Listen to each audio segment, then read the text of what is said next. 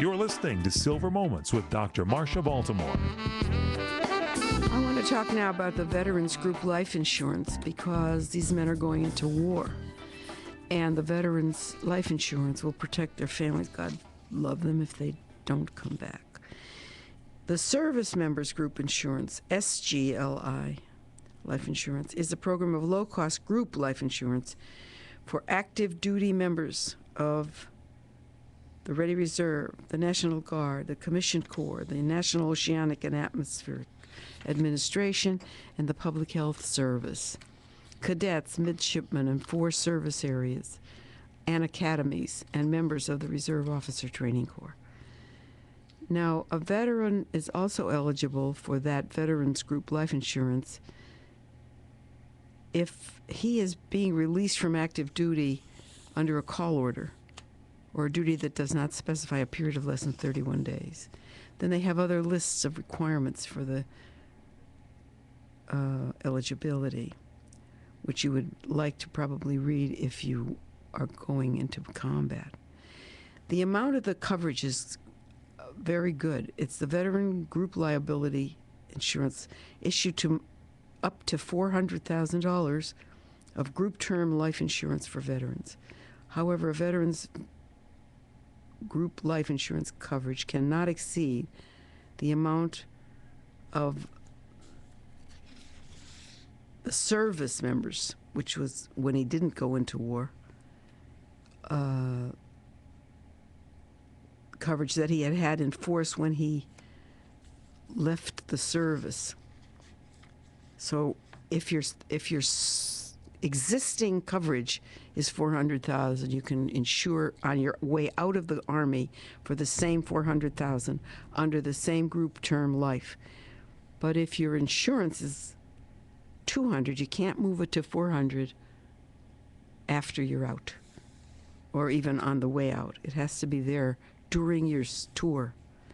So you should see a real service representative on that subject for your family. You can convert your service coverage to your veterans subject coverage through the Veterans Administration before you separate from the Army or the Navy or whatever. Do it before, and you can get the coverage that exists with you now when you're in, carried to when you get out. You boys should be calling me about this at 800-336-2225. Where are my veterans? You called me yesterday. Today you have to call me on the radio. 800-336-2225. Now, you have to designate a beneficiary for that policy. You can name anybody, a firm, a corporation, or your child, or your wife, or whomever. But to change that beneficiary, the veteran has to sign and submit a designation form and change it legally. You can't just say it. It has to be done on the form, and you can get it from the veterans. Now, once you've claimed, when someone dies, unfortunately, and the recipient has to claim on Form SGI 8283, the beneficiary must include a copy of the death certificate with the claim form. So you have to remember to keep your documents. So then the beneficiary is entitled to counseling service. And I would say seriously, everybody who loses a husband or a father, or a mother in this case, or a wife maybe, because we have women doing this now, needs counseling afterward. I hope you would take advantage of that, and I hope you don't need it to take advantage of it, but if you do, it's for you. 800-336-2225 is my number. If you want to call me, I'll talk to you about whatever else you want to ask, because I have a book here that's full of information for veterans. Now we're going to talk about burial rights. That's one of your rights as a veteran.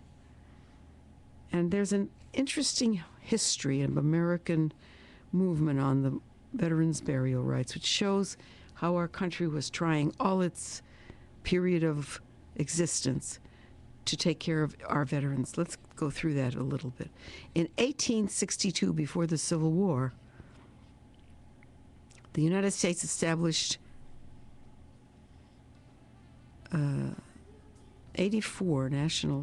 14, my handwriting is wrong, 14 national cemeteries, just 14. 14. And I'll give you the rest when we come back.